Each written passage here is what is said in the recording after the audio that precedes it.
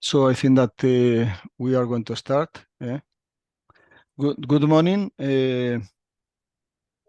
Thank you for joining us to the third webinar of the NewTechAqua project webinar series. Today we have arranged, we are organizing a webinar about epidemiological model tools for fish parasite infections. I'm going to start making you a short presentation introduction to the NewTechAqua project. Yes, okay. Just to make you familiar with the project and what the European Commission is promoting and funding. So this project was funding under the scheme of the Horizon 2020 program, developing competitive and environmental friendly European aquaculture. And there was a call in 2018 about the Sustainable European Aquaculture 4.2, nutrition and breeding. Under this call, 4 projects has been approved and financed. Some of them they are finishing this year. Those 4 projects has the high efficiency, intelligent fish feeding through integration and enabling technologies and circular principle, aqua impact, genomic and nutritional innovation for genetically superior farmed fish to improve efficiency in European aquaculture, NewTechAqua, which is our project, new technologies, tools, and strategies for a sustainable, resilient, and innovative European aquaculture, and future EU Aqua, future growth in sustainable, resilient, and climate-friendly organic and conventional European aquaculture. The NewTechAqua is an innovation action. Has received a 6 million fund from the European H2020 program. It has a duration of 4 years, started in January 2020 and is finishing at the end of this year. The coordinator is the alma mater Studiorum University of Bologna, and it comes on the participation of 25 partners. 11 of them are from, let's say, academia, universities, research and development institutions. 12 from the industry, and that means fish farming companies, aquafeed producers, biotechnology companies. And there are 3 partners that are dealing mainly focusing on exploitation and dissemination. Those are the Federation of European Aquaculture Producers, CIHEAM, which is the International Center for Mediterranean Advanced Agronomic Studies. We are the, let's say, responsible of the organization of this webinar series, and Green Innovate Europe. Well, the overall objective of NewTechAqua is to expand and diversify the aquaculture production of finfish, mollusks, and microalgae by developing and validating technologically advanced, resilient, and sustainable application. The project has worked in different disciplines, like new farming technologies, like recirculation, aquaponics, precision farming, industry 4.0, the application of artificial intelligence or other new tools, the development of new feeds, genetics and breeding, the improvement of, let's say, emerging species, or the development of new products. The project has focused on the main produce finfish species, such as salmon, trout, sea bass, and seabream, and also in 4 emerging new species. Those are amberjack, migre, sole, and mullet, in mollusk 2 and in microalgae species. So today we are for the webinar, Epidemiological Model Tools for Parasite Infections. The research that we are presented are under the work package 2 of the project. And this topic has been selected not only because, well, NewTechAqua is working on this, but because parasite has been revealed to be probably among the most difficult diseases to be treated and affecting the European fish farming, both in salmon aquaculture and also in Mediterranean aquaculture. So parasite diseases and the parasites that the webinar is going to focus, that the sea lice and the Sparicotyle, they are difficult to treat. Different treatments, controls, prevention measures are in place to fight against two diseases, and the project has tried to develop epidemiological prediction tools to help farmers to be proactive and preventive in the treatment and control of these diseases. We have also invited Oswaldo Palenzuela. He's a well-known research scientist from the National Research Council, from the Institute of Aquaculture of Torre de la Sal, that working in a very important H2020 project. It was ParaFishControl. So I told you this research that we are presenting today was under the Work Package 2, focusing on production system and big data analysis. This work package deal with different research, but two of the main objectives were focusing on the development on epidemiological tools to predict the development of these parasites, the sea lice in the Atlantic salmon and the Sparicotyle in glithead seabream.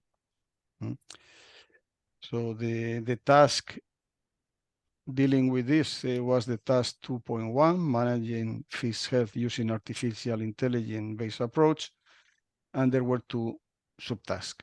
One dealing for the salmon sea lice, developing an epidemiological prediction model that is going to be presented by Leif Christian Stige from the Norwegian Veterinary Institute.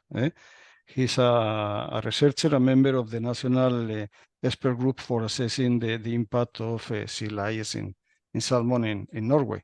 And then the other subtask where we are going to present the results is the 2.12 for the development of a pilot model to predict Sparicotyle outbreaks in glithead seabream Mediterranean aquaculture. This is going to be presented by Enrico Bertuzzo from the University of Venice.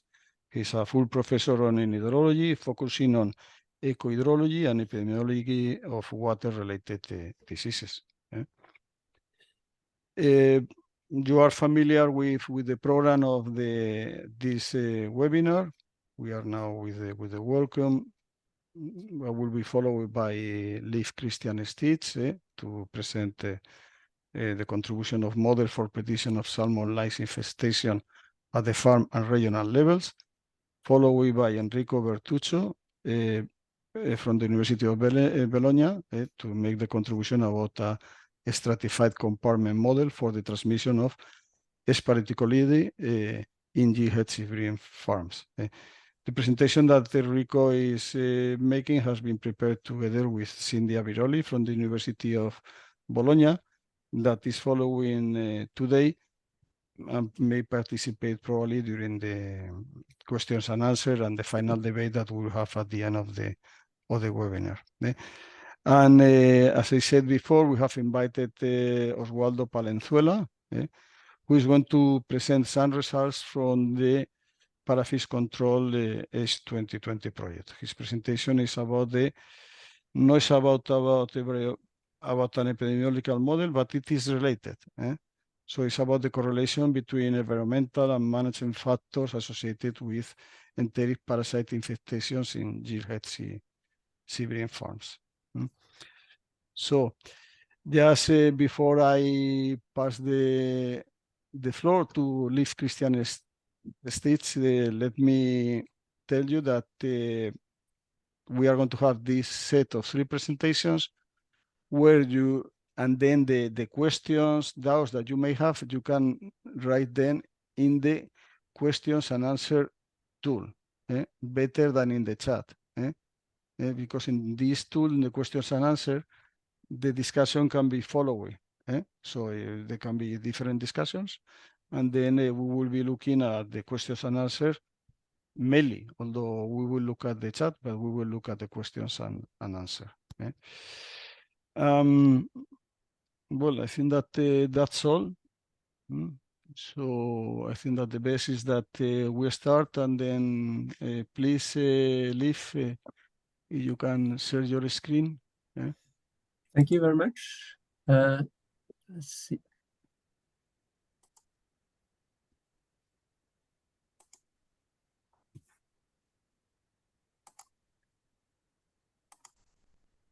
Do you now see the presentation in presentation mode? Yes, yes, I see it well. Yeah, good. So, just a minute. So I will talk about epidemiological models for salmon lice that we use at the Norwegian Veterinary Institute. I will take a little bit broader view than the title, and not only use the prediction models, but also other salmon lice models that we use to give a view of the whole ecosystem, if you like, of models that we use for salmon lice at the Veterinary Institute in Norway. So I'm a senior researcher at the Norwegian Veterinary Institute, and also have a part-time position at the University of Oslo, a member of the National Expert Group for Assessment of Salmon Lice Impacts on Wild Salmonids. The learning objectives of this talk is to understand the scale of the salmon lice problem in Norwegian aquaculture, see how models can help to ultimately control the lice, understand a little bit about how these models are built up, and see how web applications can make modeling results accessible to fish farmers and others interested in the use. And the target group is anyone interested in learning how models can help to control salmon lice in fish farms.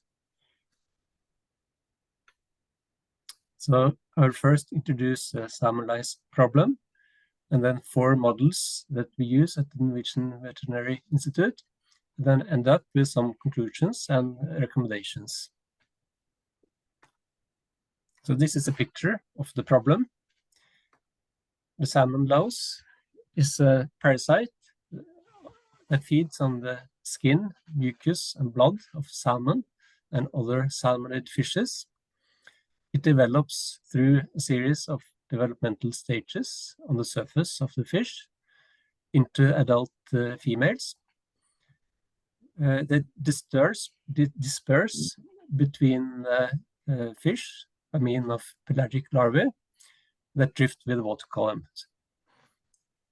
At high intensity, the salmon lice can cause reduced health of the fish and also mortality, both for the farmed fish and also for wild fish.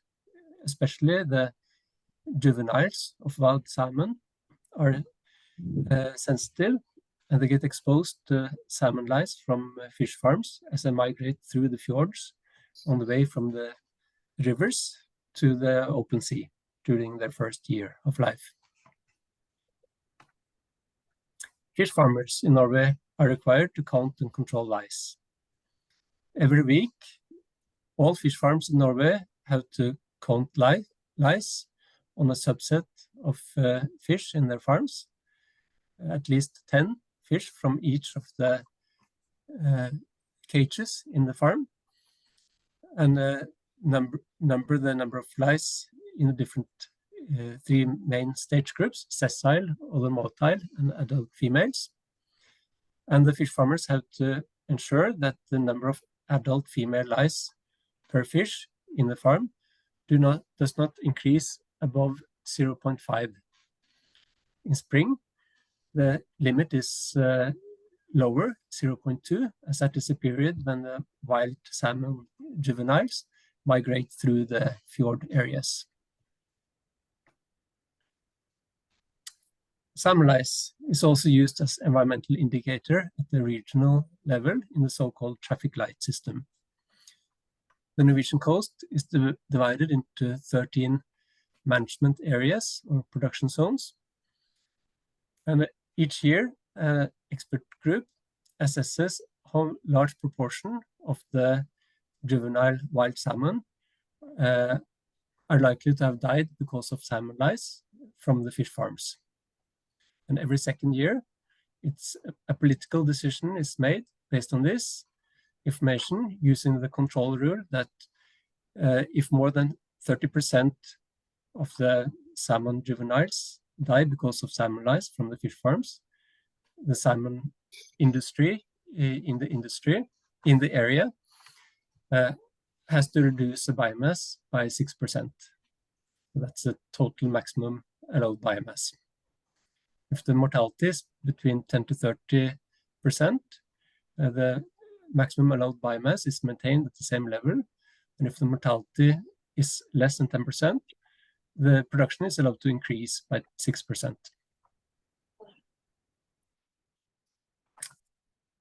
The salmon lice is a huge cost to the industry. It has been estimated that each year the direct tangible cost caused by monitoring linked to treatments and prevention of salmon lice is 6.6 billion kroner, which is more than €500 million. There are also welfare costs of the salmon lice, and these costs are actually mostly linked to the treatments. In the last decade, it's been a change from mostly medicinal treatments against salmon lice to mechanical treatments. The medicinal treatments don't work anymore because the lice have developed resistance to the most used chemicals. And instead, other treatments methods have been developed using heated water, flushing or brushing. So this has increased by 14 times in the last years. But these treatments are hard on the fish, or they can be. And it's been a 16% increase in reported welfare incidents. And the mortality in the sea phase is quite high, with 15.5% mortality during a production cycle, and more than 50 million dead farm fish each year. It's not only because of the treatments, but the salmon lice treatment is an important factor behind this. And the reason why so the treatments are actually a bigger health issue for the farm fish than the salmon lice themselves. And that's because the lice is a big threat to the wild fish, wild salmon. Since the 1980s, the number of returning wild salmon to the Norwegian rivers have been reduced to roughly half.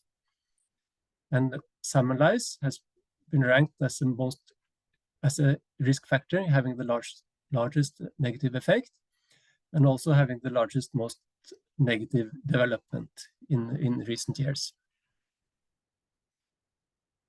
So I'll now go to 4 models we use at the Norwegian Veterinary Institute. One, a salmon lice model, produces weekly maps of salmon lice infestation pressure.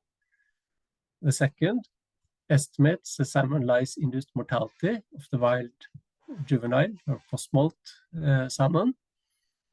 The third model investigates salmon lice population dynamics in fish farms with a focus on the effects of the different control measures that are available to the farmers. And the fourth model is focusing on short-term prediction of salmon lice development in fish farms. So here is an example of a weekly map of infestation pressure, which represents the concentration of infective larvae at a given time. The input data to these maps are farm data on number of adult female lice per fish, number of fish per farm, and temperature. So these are weekly data reported from all active fish farms in Norway. And the infestation pressure model uses as key model components egg production per female lice and the developmental time to the infective stage. And these functions are based on laboratory studies for how these rates depend on temperature. The model also considers the natural mortality of eggs and larvae and the dispersal of the lice from the fish farms. For the dispersal, we use a very simplistic scheme and assumes that the contribution from each farm, the risk caused by lice from each farm, decreases as a simple function of the distance to the farm. The larger distance, the lower risk caused by that farm. And this risk function is estimated statistically based on the spread of salmon lice between farms.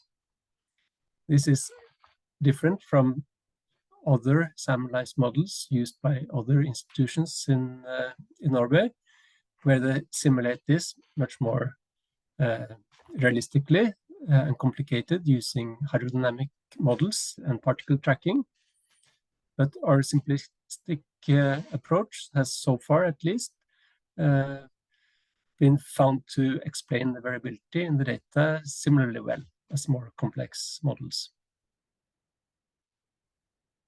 So these maps firstly provide input to other models, and we also have developed zoomable online maps that can give farmers an early warning of the infestation pressure in 1 to 2 weeks ahead, but this is currently down for maintenance.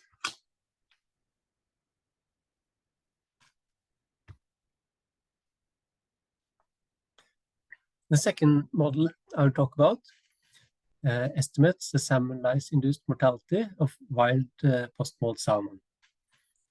Key input data to this model is the infestation pressure map from the previous model.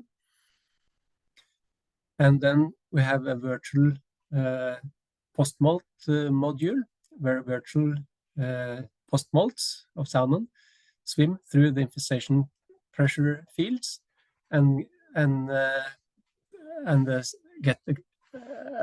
get salmon lice on them. And this is then translated to mortality. A key component of this model is the infestation rate that links the calculated infestation pressure to the number of salmon lice on the salmon post-smolts. And this is calibrated based on observed number of lice on salmon post-smolts in sentinel cage experiments that are small cages with cultivated salmon placed for 2 weeks in different locations along the coast, and also wild salmon post-smolts caught by post-smolt trawling. And we use a negative binomial regression model to fit this infestation rate sub-model, where the observed number of lice is considered a function of the infestation pressure, the data type, sentinel cage or trawling, the duration of exposure, and a random area year effect. Other key model components is the migration route and the migration timing of the virtual post-smolt that swim from the mouth of each river to the open sea, and the mortality thresholds that link the number of lice per virtual fish and the mortality. And the result is annual estimates of the percentage dead salmon post-smolts from each salmon-producing river in Norway, shown by the points here. And for each management area, probability distribution of the mortality taking into account the uncertainty in the link between infestation, the calculated infestation pressure, and the observed number of lice on post-molt. So this model is updated annually as part of the decision support for the traffic light regulation of aquaculture, together with other models and observation data. At the right-hand side here, we show the time series of the calculated mortality for each management area from the Veterinary Institute model, with the most likely mortality in blue lines and the uncertainty shown by the gray bands.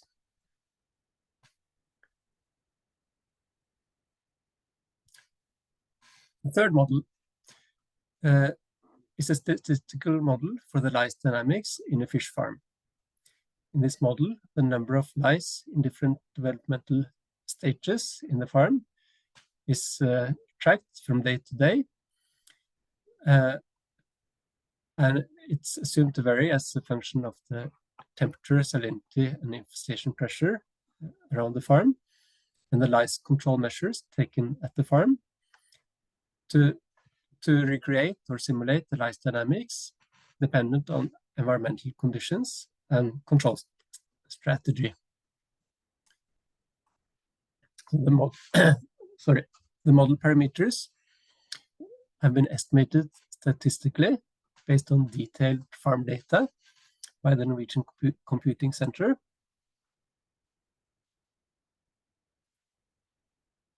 And the model can be used to simulate lice dynamics. So the applications of this model is both to estimate the effects of various control measures. For example, it has been estimated by this model that the mechanical treatments commonly used usually reduce the lice numbers by between 70 and 80% for each treatment. It can be used to simulate alternative control strategies at the farm. For example, when do lice skirts, which can be applied to reduce the number of lice that reach the fish, when do such skirts have largest effect in a production cycle. It can be used to simulate lice control in networks of farms. For example, how can farmers in an area cooperate to reduce the salmon lice problem? And farmers and students can try out different strategies in an online simulation game, shown by this screenshot, where the player is allocated a farm exposed to a given temperature and infestation pressure, and the lice dynamic from week to week in 4 cages is simulated, and the player has to decide on which control measures to take to try to keep lice levels down.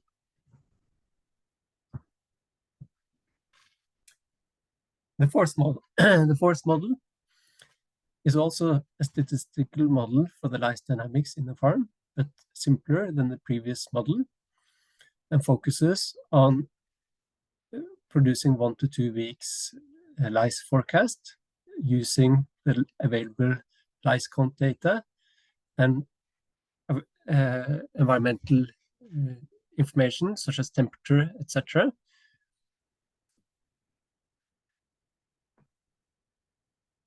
And it can be used to decide when to apply lice control measures. For a fish farmer, it's important to treat when it's necessary, but not treat too many times because of the negative impacts of the treatments on the fish and the costs involved. So at any given time, a fish farmer has lice count data for 3 different lice stages, from usually between 10 and 20 fish in each of the cages in its farm. And the requirement is to keep the lice levels below these limits. So the decision has to be made beforehand to treat the fish before they reach the limit.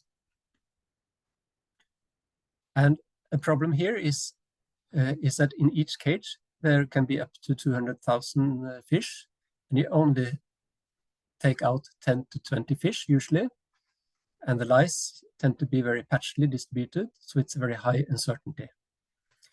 So you don't really know what is a true situation in each cage. It's also complicated by that fish farmers are required to only count the cages that need treatment. They're not allowed to treat all cages in the farm, just to be sure. So this decision has to be made on a cage-to-cage basis. So the questions are how best to use information about the stage distribution, that is the number of sessile compared to other motile and adult female lice. For example, how many percent of the other motile lice in a week are likely to develop into the adult females. How to best use the information from each cage compared to the farm average, giving the large uncertainty in the count data. How to use data from not only the current week, but also last week to make a decision. And how to use other information such as temperature, salinity, oxygen, infestation pressure, salmon weight and abundance in the cage, and use of cleaner fish.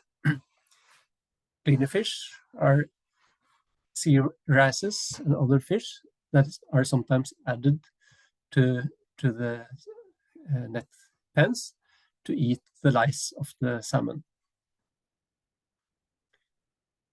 To fit the model, we use detailed farm monitoring data from 242 farms collected by the AquaCloud data platform.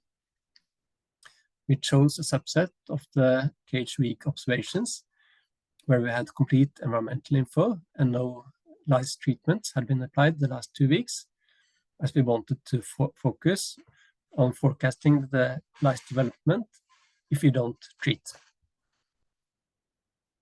We also calculated infestation pressure based on all farms in an area, and we fitted the model to 80% of the farms and kept 20% of the farms aside as to test the true predictive power of the model. We use a mixed effects negative binomial regression model that was fitted using a program called STAM. This is an outline of the model where we have lice in the different stage groups. And if we use temperature as covariate for the development from one stage to the next, having and fish weight as covariate for number of other motile and adult female lice, fish abundance is covariate for the sessile and other motile lice, and cleaner fish as covariate for the other motile and adult female lice, with effects of temperature and fish weight being positive and the effects of fish abundance and cleaner fish being negative. And infestation pressure as a covariate for the sessile, the earliest stage. This shows part of the model, the expected adult female lice per fish in cage C in week T, which was considered a function of the surviving adult female lice the week before, which was the weighted average of the counts in the cage, the given cage, compared to the farm average, and in week T-1 compared to T-2, where these weights were estimated within the model from the data. And it was a temperature-dependent contribution from the previous stage, the other motiles, which was a positive function, and covariate effects, which for adult female lice were, as mentioned, the fish weight and cleaner fish. And then in addition, there were similar model components for the other lice stages. This shows predictive power for the 20% of the data not used in model fitting. for with the predicted lice abundance on the x-axis and the observed lice on the y-axis for each stage, for the cage, each cage, for the cage level, and for the farm average. And for the adult female lice, the model explained about 50% of the variance at the cage level and 60% at the farm level. So the applications of this model is both that models the results can show which parts of the available information is most useful for prediction. We plan to implement the model in an online Shiny application for real-time forecasting. This is under construction. To conclude, all models that we use depend on detailed farm monitoring data, partly reported to the government and partly shared voluntarily by the industry.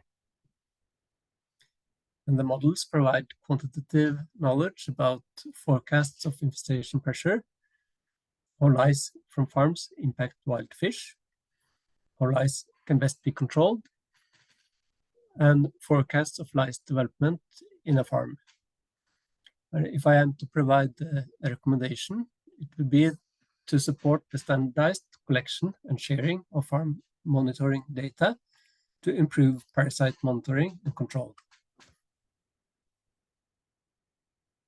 Here are the full references to the papers for the models shown. If you have questions, save them for the last session today. And that's all. Thank you. Okay, thank you very much, Leif. Could you please stop sharing the screen? So just for the attendees, it seems that the chat is not working, but please try to use the questions and answer tool for writing your questions. So the lecturers, the speakers can see it then and then start thinking or maybe answering the questions during the webinar. So we continue with the webinar, and then I pass the floor to Enrico Bertuzzo from the University of Venice. Yes. Okay.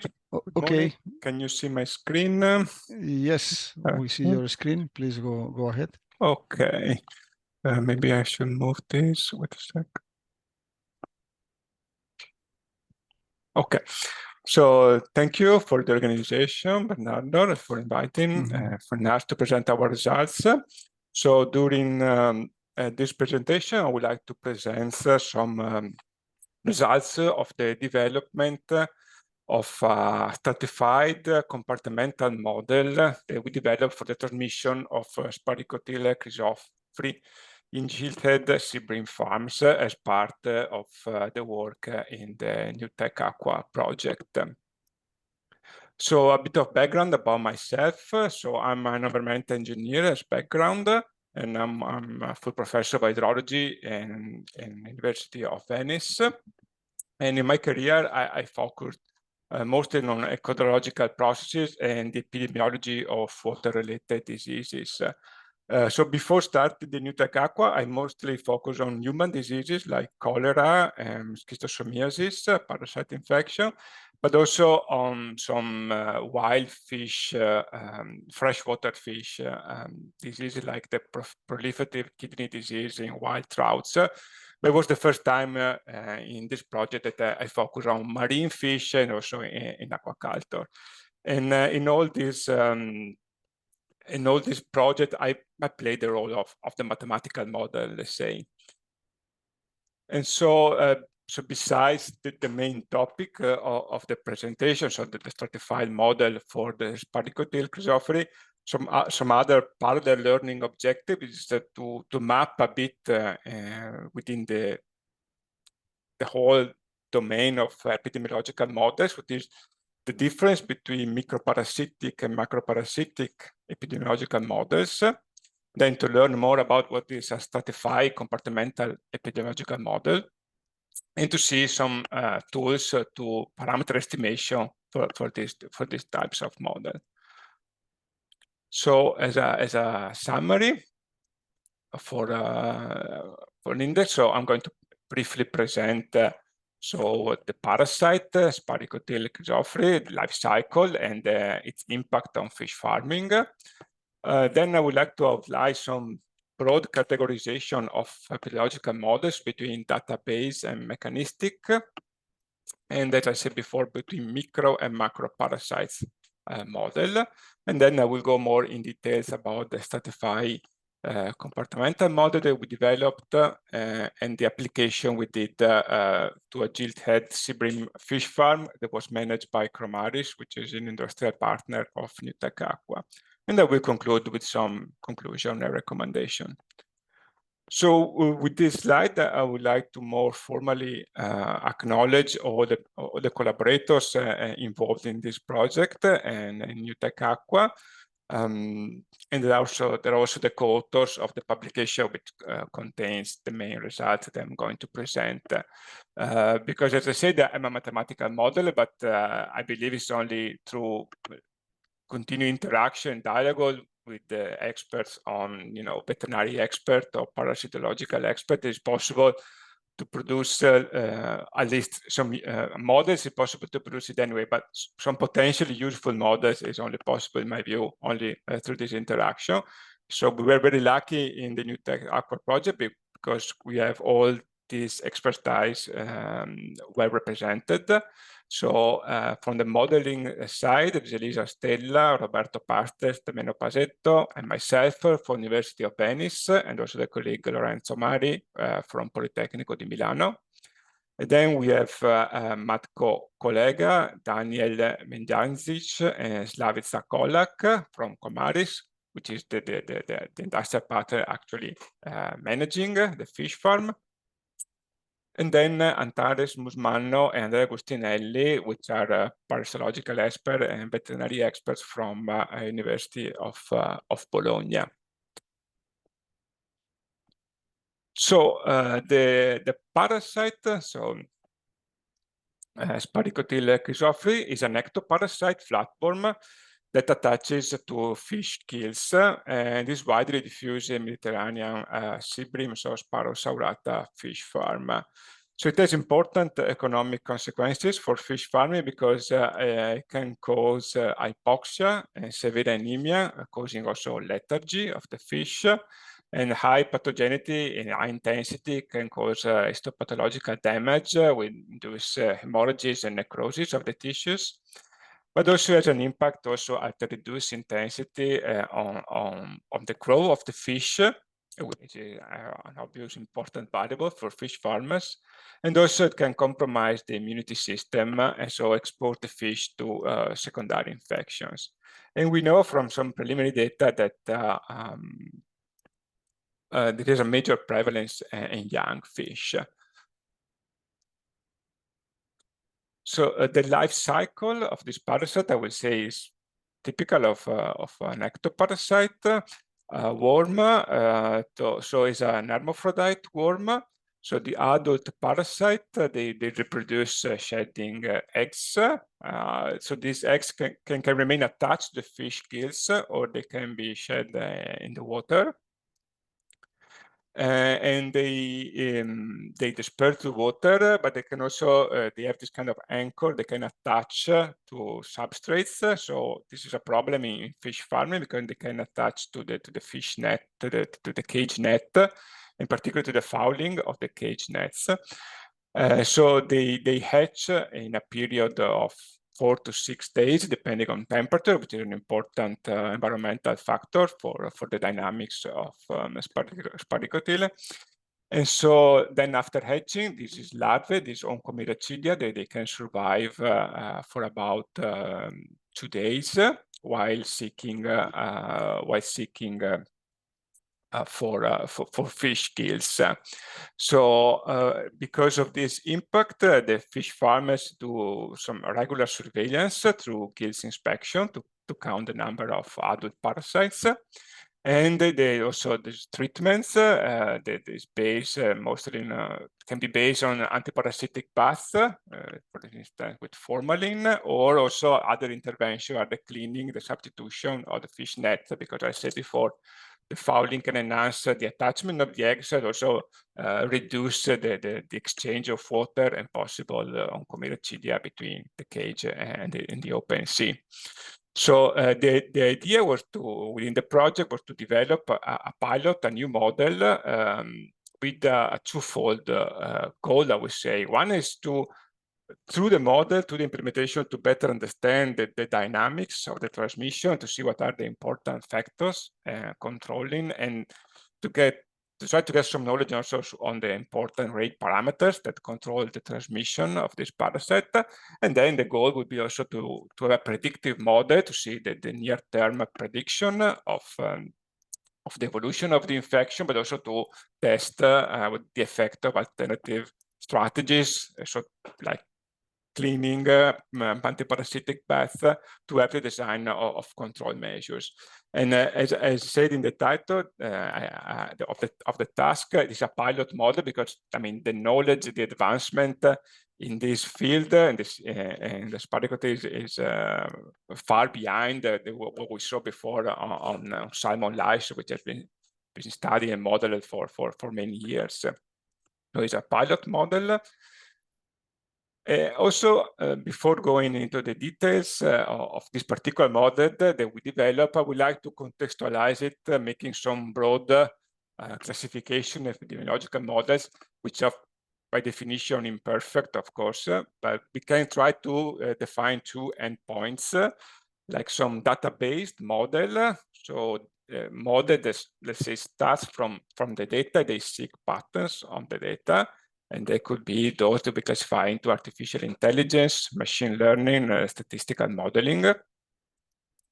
And those that we can call mechanistic or process-based model, where there is an effort to put a mathematical conceptualization of the transmission dynamics. For instance, the idea in this case that there are eggs, they develop at a certain time, and then we have oncomegachidia in the water, there's fish. So a simulation of the transmission dynamics. Of course, it's an imperfect classification because every model, as we saw before, is kind of a mixture of these two endpoints. So we did use both tools in our task. So in the deliverable we prepared, we analyzed pros and cons of both type of model, but we decided with Cinzia, the other co-authors, to focus on this presentation on the mechanistic model and the process-based model for also time constraint of this short presentation, but also to offer maybe a different perspective from what we saw in the presentation before. So just to start with this, I guess an example you're familiar with of a mechanistic model is the classical SIR model. So I say you're familiar with because probably during COVID, we've all been exposed to some mathematical epidemiological modeling, and this is the simplest one. So basically, it divides the total population into 3 compartments. That's the name compartmental model. Susceptible to the disease, infected, and then recovered from the disease. They can be immune or not. And the idea is to model the fact that contact between infected people and susceptible people generate new infection. This is the process-based simulation of the transmission dynamics. So this is the simplest one. We can make it more complex, like adding the effect of vaccination, of different kind of infection, like asymptomatic infection, symptomatic infection, hospitalization. We can add mobility, connect this to different cities, but this is the core of a compartmental model, and let's say a mechanistic process-based model. Then I would like to make another broad classification that I would like to outline. It is between microparasitic and macroparasitic model. So in the microparasitic case, it is usually applied to viral or bacteriological infection. And basically the status of an individual, of a host, is classified as infected or not. So the model does not account for the parasite load within each host. For instance, with COVID, typically we don't care. We don't count the number of viral copies within a human host. Or with cholera or other disease of bacteriological diseases. So it's just an individual is infected or not. Or maybe we can do some type of infection, class of infection, like severe infection, mild infection, but we don't account for the number of parasites within each host. Well, we do know that with macroparasites, like the one we are dealing with today, the number of parasites for each host does matter because it affects the potential pathogenicity, the mortality, the reproduction chance between parasites, and so on. So in a macroparasitic model, the model accounts also for the number of parasites in each host. So it's like a population model of the parasite within how it is distributed among hosts. So this is the first conceptualization of the model I'm going to present. So we have a compartment describing, let's say for now, let's say this compartment X comprises both the fish and the parasite population. I'm going to explain it better later. So the parasite, adult parasite, they shed eggs at a certain rate. So we have a state variable describing the number of eggs in the system. Then they hatch at a certain rate, C, that can depend on the temperature. And then we have a class describing the Onchomelachidia in the system. They can die with a certain rate, or they can successfully attach to another, to a fish kills, so increasing the number of parasites in the system. And then we have also the mortality of fish, like a term for natural mortality, depending on temperature, and then a term of an additional mortality to model, the pathogenicity that depends of the parasite. It depends on the number of parasites attached to each fish. Now, if we want to look into this class, we need to make to account for the number of fish, the number of parasites in each fish. We need to this now comes into play the so-called stratification. So the idea is that we have a state variable describing the number, the abundance of fish with 0 parasite. Then another one describing the number of fish with 1 parasite. Another one describing the number of fish with 2 parasites, and so on. And then we have these classes, and we model the transition among these classes. So if I now explode, let's say, this compartment in our model, it gets into this. So this might look a bit scary as a figure, but let me try to walk you through this figure. So here the problem is that exactly with this dialogue with our collaborators within the NewTechAqua project, we realized that the simple stratification I just mentioned is not sufficient in our case. So like number of fish with 0, 1, 2, 3 parasites, because let's say it's the adult parasite that is pathogenic that have an important impact on the fish. And it takes time for like juvenile parasite, that's just a non-Onchomelachidia just attached, to develop to a full adult parasites. And so we need to take into account of this time delay between the attachment and the adult parasites. And one way that we develop is to do like a double stratification. So basically the most important variable is like XJA in our model, which is like the number of fish that have attached J juvenile parasite and A adult parasites. So basically, instead of having a single compartment, we have a matrix of compartments. And for instance, so if we have a fish, if a fish with A adult parasite and 1 adult parasite dies, then at the end of this process, we have 1 less fish in this compartment and 1 more fish in the compartment which has A-1 parasites. So basically, the transition among these different classes is simply due to the death of adult parasites, the death of juvenile parasites, and then the maturation from juvenile to adult parasites, the attachment of oncomyrachidia to our new fish gills, and the death of the fish, of course, which is removing fish and parasites altogether. So basically, even if it seems complicated, with just these three rate parameters, we can model all the transition between these classes. So we apply this model to data collected in a farm managed by Cromaris. So we have 6 cages, and then this was a pilot project run by the NewTechAqua project. It was particularly useful because there was no treatment during this 1 year of pilot project. It was important because also in this case we could test the model without the treatment intervention. So we have 10,000 fish as initial stock, and every month 30 fish were sampled, and both sides were inspected, so the 8 gill arches to count the number of adult parasites.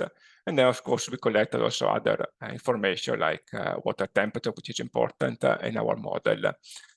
So we can see here, let's focus for now only on the red circle, some variable for the 6 cages, so like the fraction of fish surviving to the month, the prevalence, so the fraction of fish with at least one parasite, and the mean abundance in the sample fish, or mean abundance of parasites in the sample fish. And we can see that there is some differences, even if the 6 cages are very close by, close together. There are some differences in the prevalence in the parasite dynamics in these 6 cages. So how can we estimate parameters? So we apply the same population in the model and in the reality, 10 to the 4 fish. So we need to estimate basically the 6 rate that I mentioned before, and then some other parameters describing how these parameters are sensitive to temperature, so how they vary with temperature. And we did that in a Markov chain, in a Bayesian framework using a Markov chain Monte Carlo. So with this model, basically you can predict the probability that you sample a fish with a certain number of parasites. And so you can use a multinomial probability to say what is the likelihood of having in a sample of 30 fish a certain distribution of parasite abundance within the sample of 30 fish. And so we can write the likelihood and so the posterior distribution. As we saw here, there are differences among cages. We let some parameter to differ among cages, as I will detail shortly. So this is an example of an evolution of the parasite abundance distribution for one cage through the month, from February to November, and how also this is reproduced by the model. So the way to interpret this is that at the beginning, so at the beginning we have 100% of the sample as 0 parasites, and there is 0 fish with parasites. And then as we move in time, there starts appearing fish with 1, 2, 3 parasites up to, let's say, 8, 9 parasites. And you can see that the model is able to reproduce this temporal dynamics, the shape of the distribution, and also this the summary statistics that we saw before. Here you can see the model, and it's inserted in black and gray. So what about the parameter that we estimated? So basically,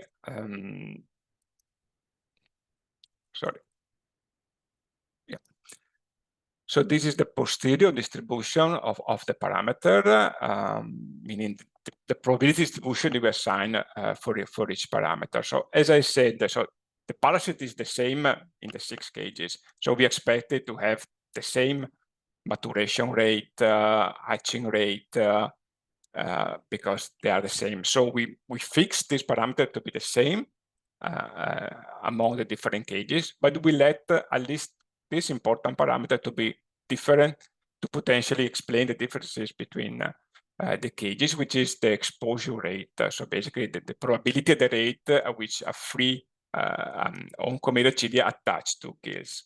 And we did see some differences in the estimation of this parameter, which is the other one explaining the difference that we see here in the cages. Basically, we're not sure yet how to interpret this, if there's the location of the cages, if it is like the fouling, the different nets that allows a different, exchange with the sea, but we did see some differences, and we can explain this difference solely based on this parameter, basically. We let also here some difference in the fish mortality, but they quite overlap, even if we let them be different.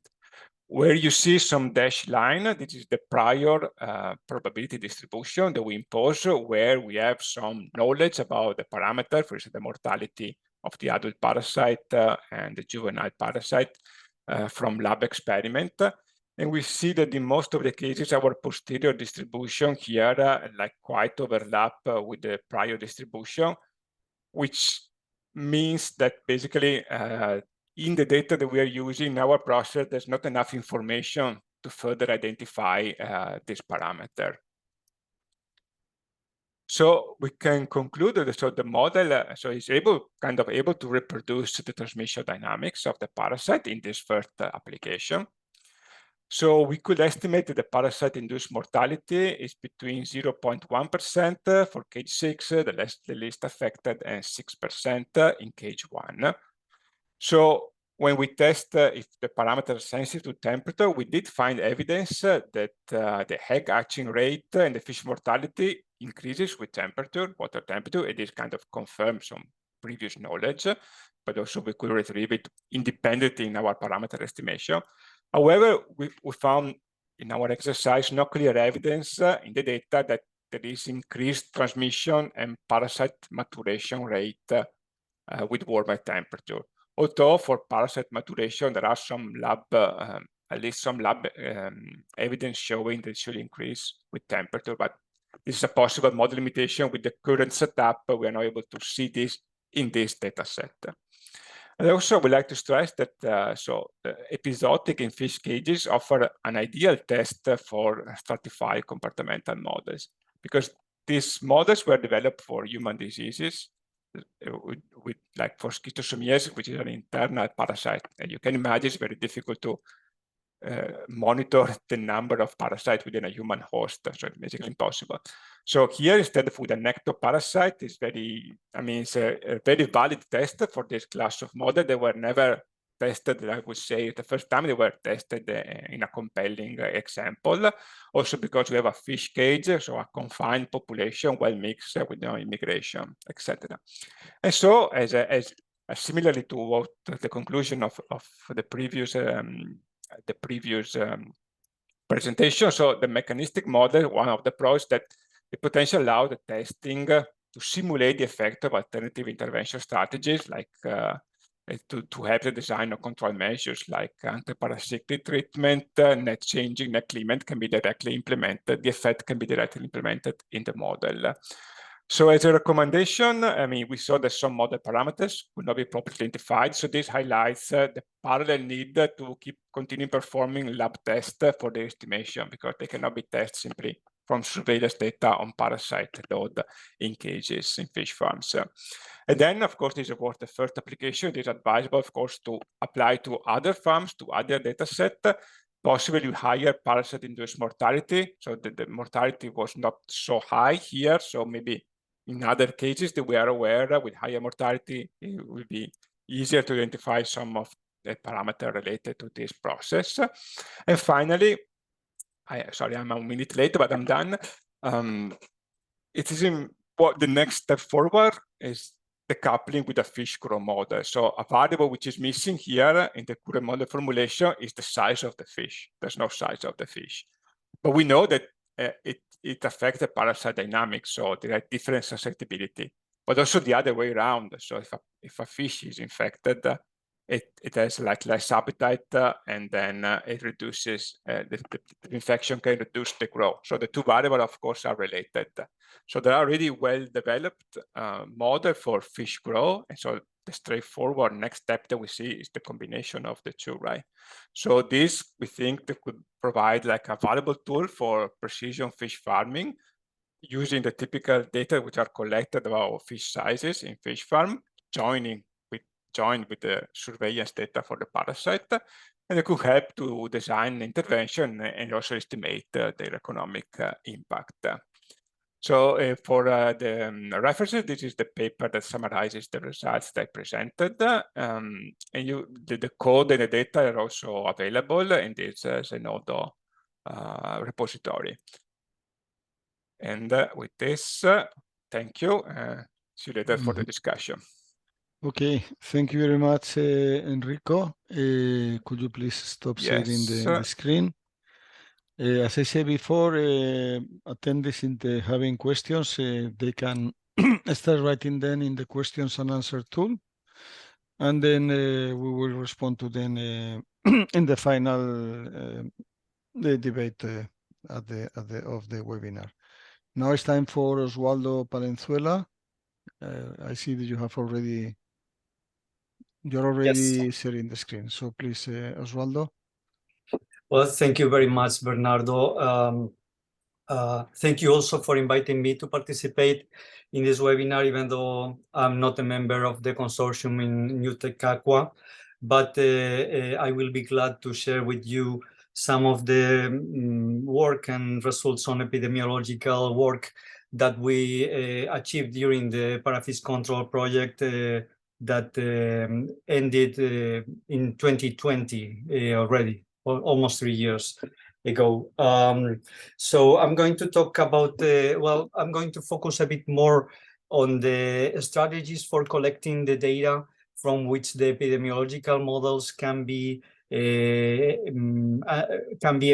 obtained, and how the risk factors, environmental factors can be associated to the different incidents of the diseases that we work with, which are infections related to parasites, but mostly fastidious microscopic parasites that are a bit more difficult to diagnose and to evaluate. So I am a research scientist in fish pathology, and I'm working with the fish pathology group at the Institute of Aquaculture Torre La Sal, which is an institute of the Spanish Higher Council of Scientific Research. And the work I'm presenting here is a summary of work that was conducted by myself and by Arianna Sija, that was is the leader of the group, and also was the consortium leader in this case in ParaFishControl project. So I hope that I'm going to contribute. I hope to be able to contribute a bit to get you to understand how wide-scale surveys for this kind of fish parasites are planned and conducted. And I'm going to give you real-world examples of targeted cross-sectional and longitudinal epidemiological surveys. So I have chosen one of each for presenting here, just to outline them, of course. Also, I would like to contribute to answer what epidemiology can tell us about risk factors and risk assessment, which is the final goal of this kind of work. Also, why epidemiology is a key factor in integrated pest management, and why parasitology is a bit different to other etiologies, as infection does not always trigger clinical diseases outbreaks, which is a very important difference that conditions the kind of information that we can get from these epidemiological surveys just based on the detection of the agents. The target group of the talk was, I would like to target it to glithead seabream farm managers and technical staff. Of course, they would be the ones that would benefit the best, but also graduate students and researchers on aquaculture programs or veterinary medicine programs, and fish pathology consultants. So the first section is about enteromyxum-lay epidemiology, and I'm going to use a summary of the results of ParaFishControl that were presented already in other talks. But just to give you a quick background, enteromyxum-lay and enteromyxosis.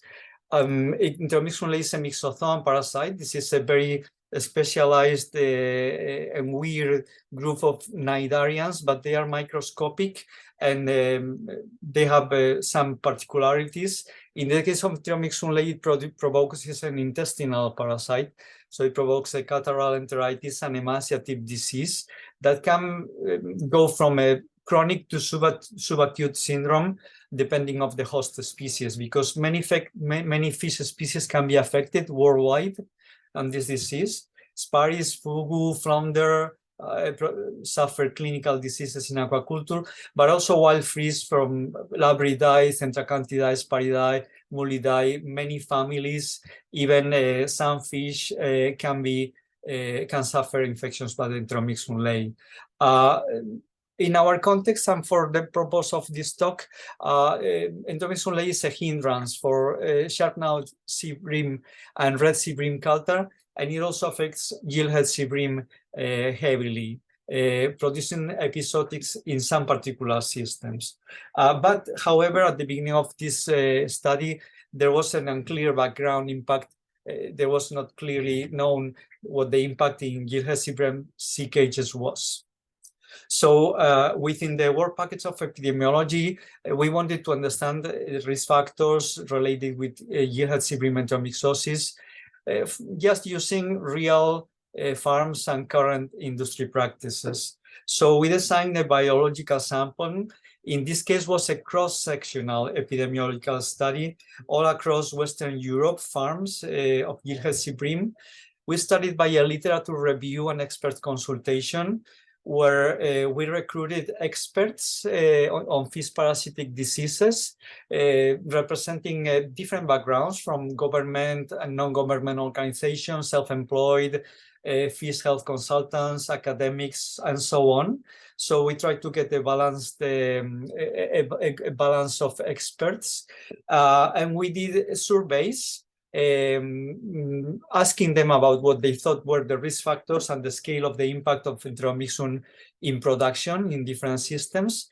And then to most of them, we invited them for a whole 2-day meeting where we distilled the information and prepared a farm recruitment questionnaire to collect basic information of the farms and the management practices, and also, very importantly, the self-awareness of the Enteromyxum lei status that these farms would have. So here's an example of the kind of questions that we ask to the potential farms to be recruited for the sampling. And after all this was done, we finally designed the cross-sectional study with the deeper questionnaire and biological sampling protocol kit. The deeper questionnaire, so the farms participating would give more details on their practices and the conditions of their farms, and then instructions for a biological sampling kit, always trying to balance the number of farms that would be sampled across the Mediterranean. So we decided to collect fish at harvest in summer during the maximum prevalence season, possibly, and to focus on collecting the rectal ampoules. This is part of the kit, the information kit that we sent to the farmers to be able to sample. We focused on the rectal ampoules, which have the maximum predictive value for diagnostics of Enteromyxum lei. We decided to do 30 samples per farm, per cage in this case, or per lot to be proper. So this would target detection of disease with equal or over 10% prevalence with 90% confidence. This is what the models give. And we would conduct the parasite diagnosis by a routine RT, real-time PCR, with a positive threshold of 38, below 38. After that, we would analyze the prevalence data, the risk factors, questionnaires, and parameters, and the PCR results all together, and try to associate them. So we received questionnaires from 45 farms. These are represented here in this table. And we finally sampled 40. 36 of them completed the questionnaires. We had a few dropouts because they changed in the target species, or because they thought that the commercial fish were too valuable for the sampling, and so on. And we also recruited 4 additional farms for specific purposes, one positive control, another for other interests. So as a summary of the results, we found the infection present in all countries and areas. Here's in this table is represented. For example, in Croatia, out of 9 farms, 7 were positive. In Greece, 9 of 9. Italy, 11 of 12, and so on. Only we found some negative farms, in a few in Italy and in Croatia, and the highest prevalence it was found in Greek farms. So interestingly, the infection was unnoticed at many farms. So they thought, their opinion was that they were not infected prior to the sampling. But here's in this table, I am showing how different were the criteria for the farmers thinking that they didn't have the disease, and most of them they did. So this indicates that the infection was unnoticed at many farms, or was not severe enough to be looked for, and was overlooked. So the Greek farmers were the most aware of the possible presence of the disease in their farms. So this indicates that probably the disease has a larger impact there. They are more familiar with them. And in general, the prevalence was lower where the farmers declared to be free of Enteromyxum lay. I'm going to be very quick through the results. The statistical analysis that compared the prevalence against farm level and batch level factors. So at farmer level, the mortality removal and the stronger water exchange seemed associated with lower prevalence of infection, and the number of hatcheries supplying the farms and the size of fish at harvest were the strongest positive association with prevalence. In general, larger farms with high number of cages and annual production usually presented higher prevalence. And at batch level, the highest minimum temperature reached in that area, and the larger sizes at introduction were generally associated with higher prevalence, shorter times on farm, and higher specific growth lower than prevalence. I'm presenting, well, I'm giving you the links for some of the summary of this information that was debugged, was prepared for this for public release, like this presentation, and also some publications that you can browse in the project media webpage. So as a second example, I'm going to present a different kind of survey, in this case for Enterospora nucleophila. Enterospora nucleophila, in this case, what we conducted was, instead of a cross-sectional study like Enteromyxum lay, it was a longitudinal survey, because this tried to associate or to determine the points of entry of the parasite in the facilities,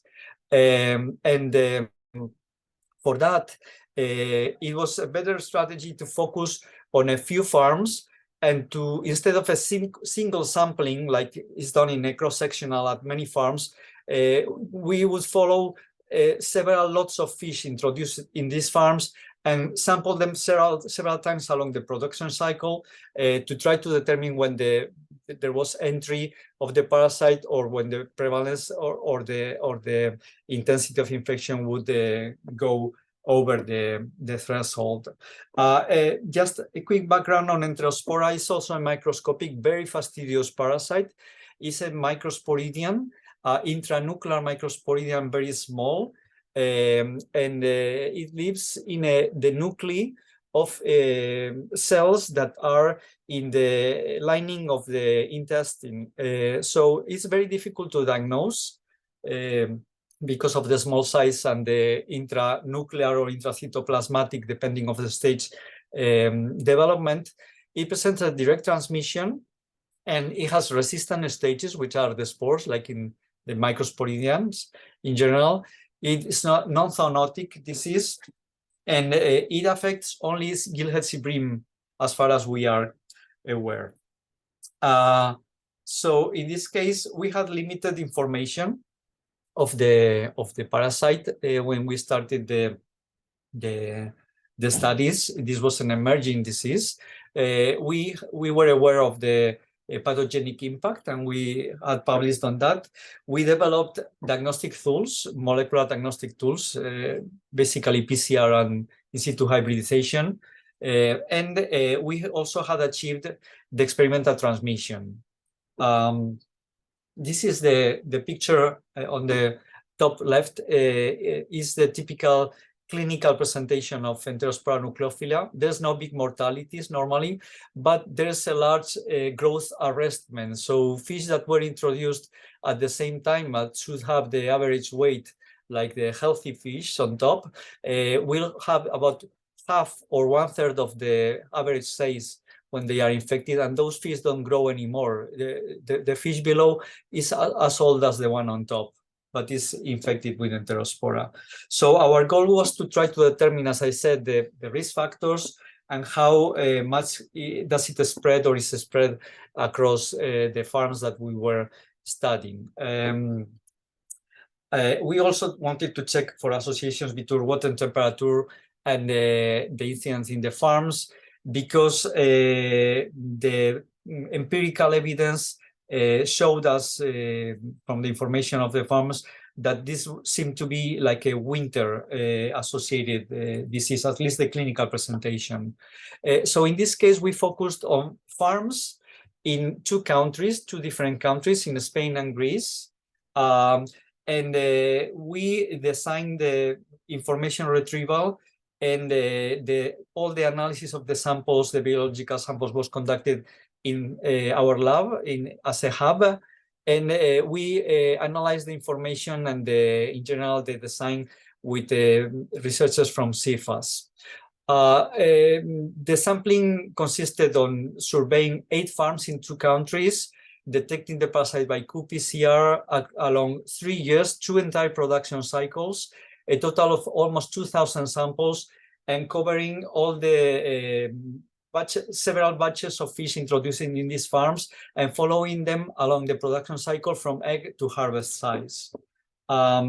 We focused on the critical control points during the production cycle, when the fish especially are receiving live feed. We also analyzed the stages and the live feed. And then during critical stages, when the fish leave the nurseries and enter the cages, and then once in the cages, several times during the cycle at 4, 11 months and at harvest. Well, we are not going to go into detail, but this is the typical scheme of the presentation of the results of this kind of cross-sectional study. In addition, we covered, this is just for one country, and in addition, we covered 2 different lots, one introduced in summer and another one introduced in winter, to try to cover for differences in the incidence of the presentation of the disease during the cycle, the production cycle affected by the dates when the fish are introduced in the cages. So just to summarize the result, we never found the fish infected during the hatchery stages. We didn't find in the larvae or during the stages where they were indoors and receiving live feed, or even the dry feed, but within the hatchery nursery stages where the control of the conditions is very high. But once they were in the pre-fattening stages, which is normally a standard practice in seabream culture, we detected sometimes serious incidence of the disease in these early stages without clinical presentation. And in general, the parasite could be found in most stages of production once they had become infected, with different prevalence depending on the time of the year and depending of the country. But this information, we are still working in the publication of this data, and I'm just presenting a very brief outline of that to you, and the summary of the main results that will conclude this talk. So in general, as a highlight of this survey, in both countries, as I said, the fish were negative for the parasite in both surveyed countries in all the periods and sample facilities during the egg to fry stage, just after weaning. And also the live prey was clean of the parasite. So it doesn't matter what kind of rearing system, because this was conducted in different kind of filters and recirculation systems. Also, as a highlight, we started to get positive cases when entering or when leaving the nursery, which usually have less control of the water quality than the hatchery. And the smallest fish harboring the parasite was as small as 0.9 grams. So very early in the production cycle in both countries. Okay. Once the fish were introduced in cages, they were mostly infected in both countries, and the prevalence, of course, was variable depending on the time of the year and the countries, the lots.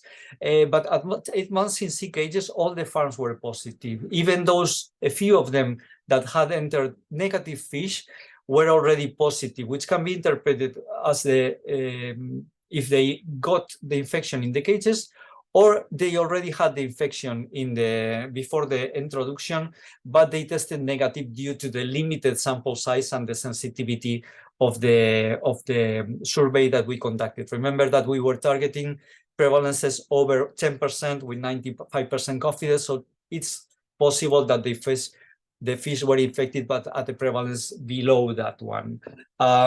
And also, it's interesting that all the cages, farms, locations, production periods, and countries were found positive for this parasite.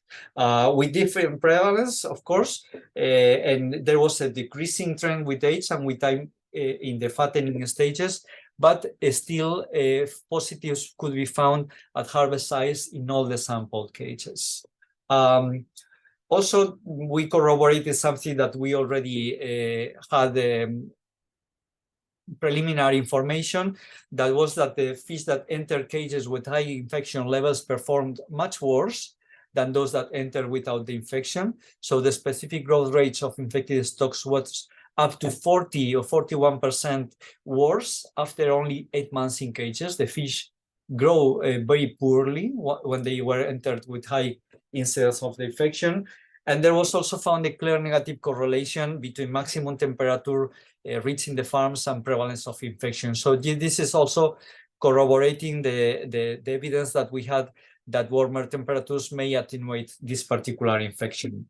So in conclusion, we determined that for this particular disease, we couldn't find evidence of a vertical transmission, which was still not clear in this case.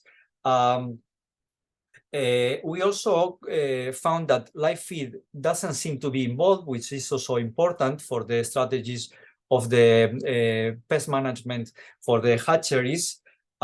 We determined that the water is the source of infection. It gets associated to the quality of water during certain stages of seabream culture. Some filtration procedures and treatments do reduce the risk of infection. And fish can be infected as early as 0.9 grams to harvest size. And fish are seeded in sea cages already infected in most cases. And fish that enter the cages with high infection values perform much worse in terms of growth than healthy fish. So these are the main highlights. And I hope that these examples of strategies for epidemiological surveys that we conducted are helpful to you. And I will be glad to help to answer any questions on this or other questions when we open the zone for the questions and answers. Okay, thank you, Bernardo. Okay, thank you very much, Oswaldo. Please stop sharing the screen. Well, I guess that we can start the discussion, the questions and answers. I see that there is only one, for the moment being, only one question. But Nurhan Ali Abozara, who is making a general question for the three of you, is how to start learning making those models. Well, this is a general question. I remember one of the conclusions or recommendations from the first talk, where Leif was talking about the need of improving the collection of data and the harmonization of data, which is probably the basis of all correlations and models. I don't know if you can say something for someone that may be new on this, how to start, where to concentrate the first efforts.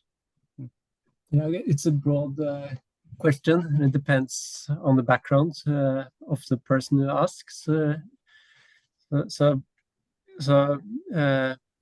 think one important thing is to look into papers that describe similar models to the one that you are interested in, that address similar questions in a different system than your system.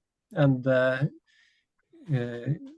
scientific papers should all explain all steps that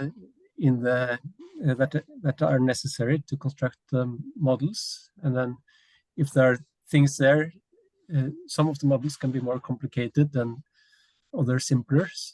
So it's generally best to choose the simplest of the possible methods. Then there are of course online tools, courses, etc., for more general advice. Mm-hmm. I'm not so familiar with those. Mm-hmm. Yeah. Okay. So, well, I have a question for. I'll try to make notes, and maybe seeing that we may have I don't know, technical problems with the chat, or so I'll try to take notes and I'm going to make you some questions. One is for starting with Leif, or continuing with you. I understood that there are limitations for the treatments that the farmers can do with the sea lice infections, and that the treatments are allowed when there are a certain when the prevalence is significant, or when there is a significant infestation. Is that right? Yeah. I think there.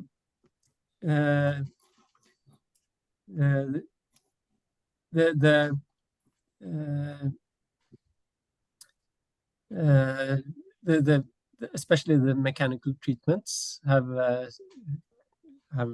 negative impacts on the health of the fish. Mm-hmm. And the regulation is so that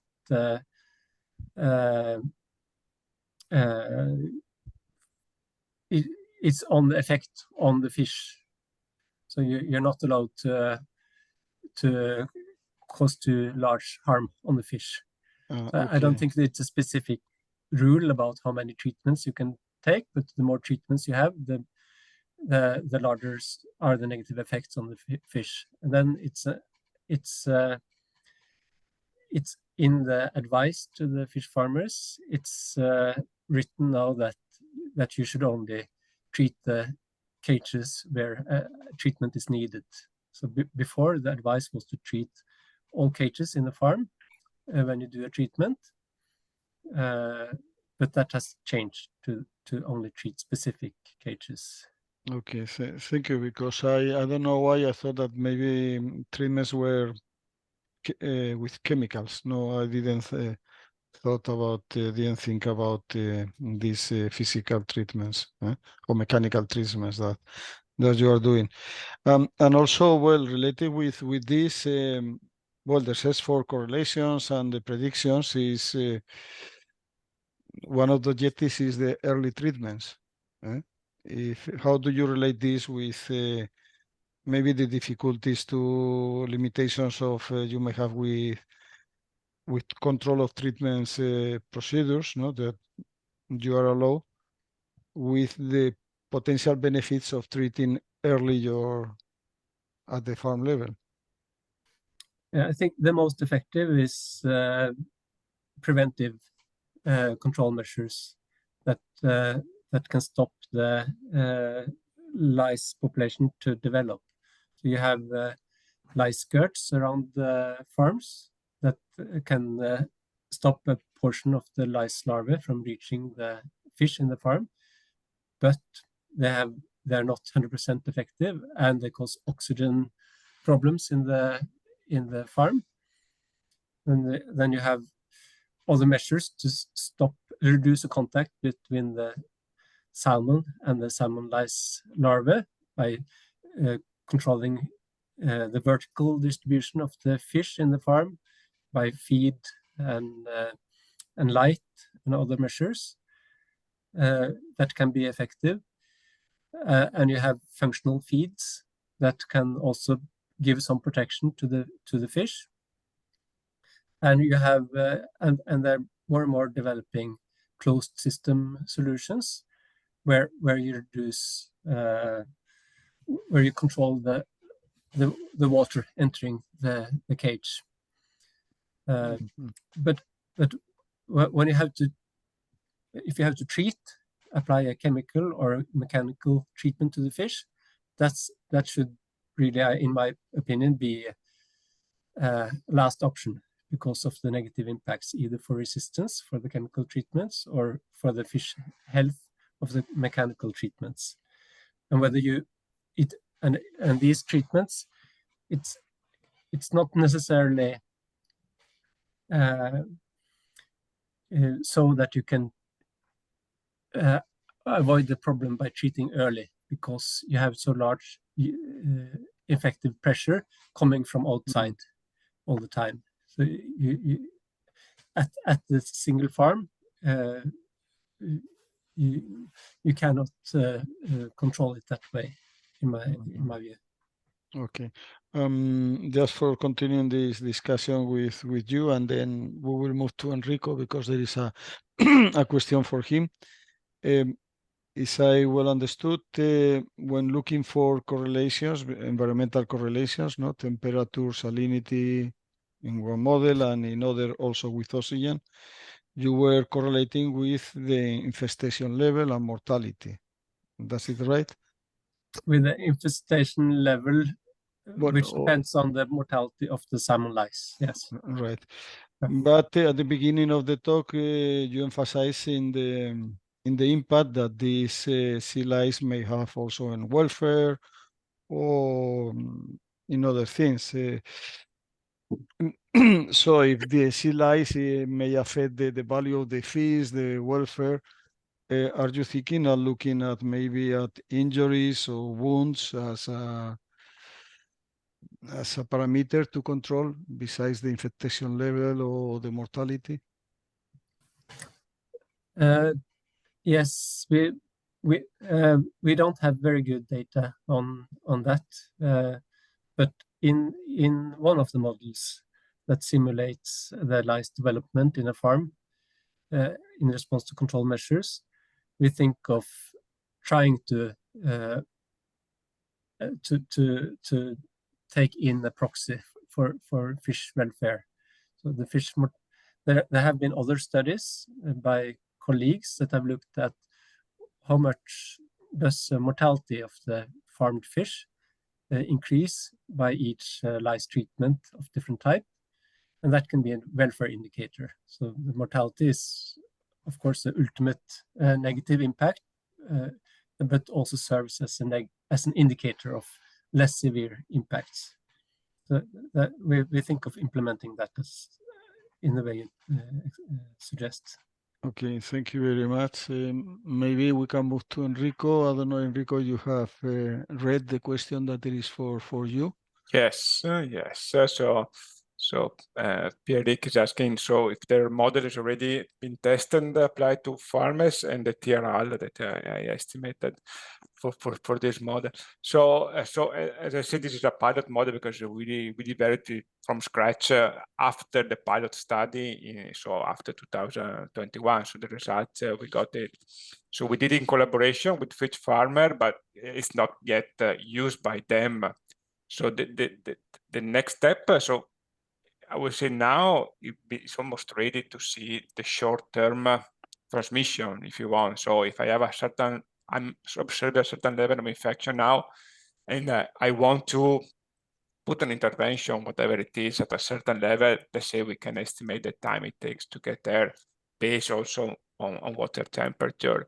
And this is the first application that I can see. Then another useful application, but we need still develop something to have data to train the model. For that is to see the impact of control measures. So for the antiparasitic bat, it should be quite simple because you simply assume that you remove all the parasite with a certain successful rate, and that is easy to implement in the model. Instead, if you want to implement mechanistically the effect of changing the nets of other kind of soft interventions, then we kind of need more data to see the effect of that, because we should apply to where this treatment has been performed. So I would say that the TRL and right now is 3 going to 4, so not advanced yet.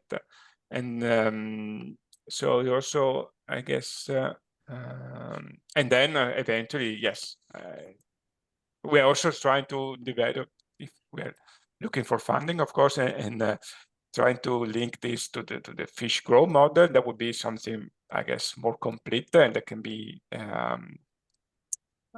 produced like in a digital tool available, I mean, for fish farmers. Good. Okay. Well, there are in the questions and answers and acknowledgements for the webinar. There's a question, a general question from Amani Dagman, asking if these tools can be applied to bacterial diseases. Well, yeah, I mean, yes. I mean, of course, when you look at a specific case, you try. If I look at the more, process-based model, you always start to try to understand the transmission cycle to translate this into some sort of equation or models. And so, yes, I'm pretty typically the bacteria sometimes, let's say, are easier maybe to model than the macroparasitic disease. So I would say that in general there are tools suitable also for bacterial infections. Okay. Well, there is a general question. Say aquaculture is a big industry, and what is the percentage of chemical treatments compared to other measures? Well, in general, I don't know, but well, Leif Christians was explaining the treatments that can be done for sea lice, and then there is a combination of mechanical, chemical, and other measures. And also, not in this webinar, but in another webinar, NewTechAqua is going to present new results about how you can improve the health and the mucosa of the fish with functional feeds, and how with this way you can reduce the infestation level in Sparicotyle and in other diseases. So there is always, for diseases that are difficult to treat and control, there is always a combination of treatments. I don't know if Leif, you would like to mention something about that. Besides that, you should know that there are legal restrictions for the use of chemicals. So the industry should move to not to avoid or minimize the use of chemicals or of drugs. In Norwegian aquaculture, it has been a large reduction in chemical use. Firstly, it was with the antibiotics was greatly reduced by use of vaccines, and then against sea lice, the reduction has been because of resistance development. So today, I think there's still use a feed treatment that is given mostly to young salmon quite extensively. And there is a new chemical that has been recently been introduced in Norway that is still quite effective, with an effectiveness of more than 99% reduction in salmon lice. But it is very expensive and complicated to use, so it's not much in use yet. So today, I think the large majority of the salmon lice treatments is mechanical and not chemical. Okay, thank you. So there is a question by Megdi Sola that is not related with the parasites that have been presented today, but maybe Oswaldo, you can answer to this. He's asking for a parasite that I don't know, called Enegia or Enegio. Eneguya. Yeah, well, I think my French is a bit poor, but I think he's asking if we have found Enegaia, which is a genus of myxothoans, very commonly in glithead seabream culture. And he asked what kind of damage can this parasite do to the fish, and if we have any studies or models of epidemiology of the parasite. And really not. The answer is not. We are not familiar with Enegaia outbreaks in the Western Mediterranean waters. Indeed, I don't know what species he's talking about, because there are, at least that I am aware, there are at least 2 different Enegaia reports. One of them is in the gills of glithead seabream, and I think this has been reported in Tunisia by a researcher, by Bari, which is a good researcher on myxothoans. And there's another case of heart infection in Italy, but these have been described just as isolate cases. It is not a common parasite in Western Mediterranean waters. So first of all, it would be necessary to know which species he is interested in, if it's the heart or the gill disease, because otherwise we cannot have any idea of the kind of damage that it can cause to the fish. And likely this seems to be a problem in Northern Africa, and in wild fish has been reported, but not that I'm aware in CIHEAM culture. So unless he gives me more data or writes me or something like that, I cannot give him any more advice.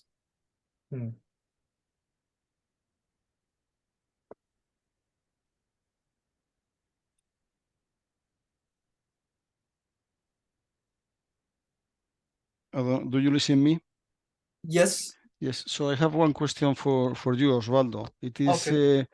I see that in your studies you look for the prevalence based on PCR detection, right? Could you try to look at symptoms on the fish that you were testing? There was something significant to be mentioned?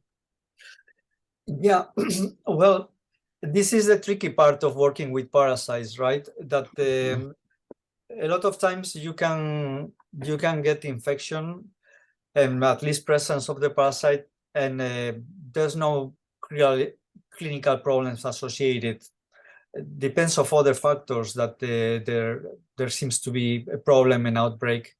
And the parasites that we are working with, most of them, well, we also work with Sparicotyle chrysophrii, which is an interesting model because it's a macroparasite, so you can do other kind of stuff.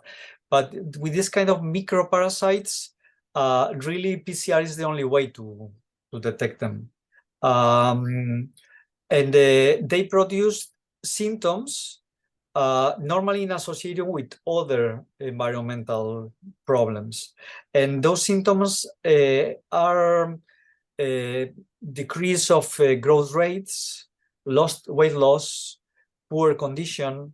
So they are a bit more difficult to characterize. And that's why epidemiological surveys are a bit tricky. So you really have to try to find a relation between parasite load and presence of clinical symptoms if you're able to, first of all. And in our case, it's not crystal clear, this difference. So that's why there's room for interpretation in all the epidemiological surveys conducted with PCR. We try to get other variables collected and try to mine the data as much as we can, but it is not a crystal clear thing. It's not that the fish are dying like in a viral disease. And that's why my advice to Nouran Albuzara, which is the person that was asking the first of all how to start making these models, I think you really need, you have to start with a case-by-case scenario. And first of all, you need biological information of the parasite model you are working with. You need to know the transmission model, and you need to have at least an outline of how the disease presents itself and how associated it is just with the infection and not with other environmental variables. That would be my advice. Okay, thank you very much. Well, at the beginning of the webinar, I told you that we have time restricted. So I don't know. I don't know if Cinzia Viroli is following us because I don't see her. If I'm asking if Cinzia, if you are there, if you would like to, I don't know, to contribute with a final comment. No, I would like just to thank all the speakers because I think that all the presentation were very interesting from my point of view and clear, also for not experts, let's say, in this kind of advanced techniques, and that's all. Okay, thank you, Cinzia. So we are going to finish the webinar, close the session, but before letting you know that this webinar has been recorded and then it will be uploaded to the project webpage. And those for you that are interested in this kind of events, webinar, follow us at the NewTechAqua webpage because this is the third webinar that we organize, but there are more coming on. And we are just planning a new webinar about the functional fish for the treatment of Sparicotyle that might be interest for some of you today.